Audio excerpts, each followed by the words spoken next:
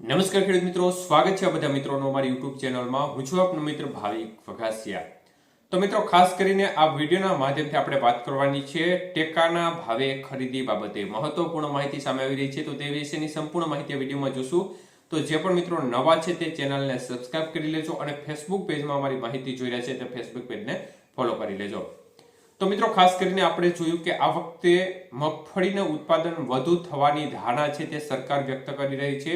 સાથે સાથે અનેક એવી ચણસીઓ છે જેમાં પણ આજે જે આ વખતે ટેકાના ભાવે ખરીદી થવાની છે, ત્યારે આ વખતે વિક્રમજનક રીતે 9 લાખ કરતા વધુ ખેડૂતોએ ટેકાના ભાવે મગફળી વેચવા માટે રજીસ્ટ્રેશન કરાવેલું છે, જેની ગત વર્ષે સંખ્યા 3 લાખ ઉપરના ખેડૂતો હતા। પરંતુ આ વખતે જે ખરીદી જે ટેકાના ભાવે વેચવા બાબતે જે ખેડૂતોનું રજીસ્ટ્રેશન છે તે ગત વર્ષ કરતા આ વખતે 3 ગણું જોવા મળી રહ્યું છે।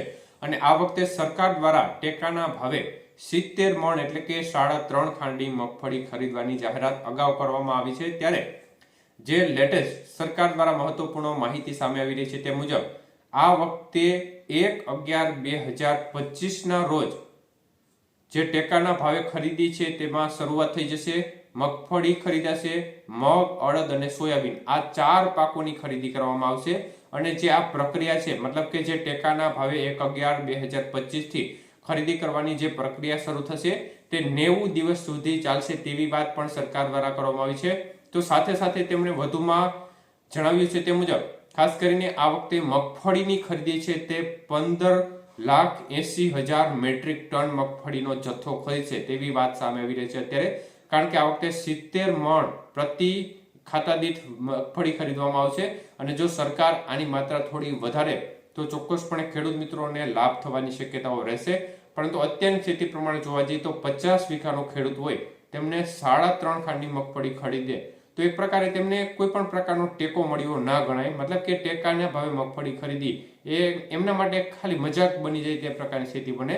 એટલે સરકારને વિનંતી છે કે મગફળીની જે ખરીદીનો કોટા છે તે વધારે અને જે 3.5 ખાંડી મગફળી ખરીદવાની જે જાહેરાત કરી છે તેમાં થોડો વધારો કરે તો ચોક્કસપણે ખેડૂત મિત્રોને જે નીચી બજાર છે તેમાં થોડો ફાયદો થઈ શકે છે। તો આ પ્રકારની સ્થિતિ અત્યારે જોવા મળી રહી છે। ત્યારે વિવિધ 4 એજન્સીઓ દ્વારા આજે વિવિધ ટેકાની જણસીઓ છે તેનું ખરીદવાનું કામ કરવામાં આવશે, જેમાં ગુજકો માસોલ છે, નાફેડ છે, ટ્રાઇફેડ છે અને સીસીઆઈ જે કોટન કોર્પોરેશન ઓફ ઇન્ડિયા છે। એટલે કે આ 4 વિવિધ એજન્સીઓ છે તે આ જે ખરીદીની પ્રક્રિયા છે જેમાં કપાસ સહિતની જણસીઓ, મતલબ કે જે ટેકાના ભાવે ખરીદવાની જણસીઓ છે તે તમામ જણસીઓ ખરીદવાની પ્રક્રિયા આ 4 એજન્સીઓ દ્વારા હાથ ધરવામાં આવશે। તો ખેડૂત મિત્રોએ 1/11/2025 પહેલા જેમણે રજીસ્ટ્રેશન કરાવ્યું છે તે પોતાની મગફળી તૈયાર કરીને રાખે, જેથી કરીને જે તમારા ખેતી પાકો સોયાબીન છે, મગફળી છે, મગ, અડદ જેવા તમે પાકોનું વાવેતર કર્યું હોય અને રજીસ્ટ્રેશન ટેકાના ભાવે વેચવા માટે કરાવ્યું હોય તો તમારા ખેતી પાકો 1/11/2000 પહેલા તૈયાર કરી રાખે, જેથી કરીને તમને ટેકાના ભાવે ખરીદવા બાબતે ફોન કે મેસેજ દ્વારા જાણ કરવામાં આવે તો તાત્કાલિક તમે ત્યાં પહોંચી શકો। અને આ વખતે ખાસ એક જો તમારો ખાતેદાર, મતલબ કે તમારે એક ખેતરમાં 2 ખાતા છે, 2 ભાઈઓ છે, પરંતુ એક હાજર ના રહી શકે હોય તો જે હાજર રહી શકે તેમના દ્વારા એક નોમિની ફોર્મ છે તે પણ એડ કરી દેવું, નોમિની એડ કરી દેવું, જેથી કરીને ક્યારે પણ જ્યારે તમારે ટેકાના ભાવે મગફળી કે કોઈ અન્ય જણસી વેચવા જાઓ તો તમારે તે સમયે તાત્કાલિક કોઈ પણ કામ મૂકીને હાજર રહેવું ના પડે।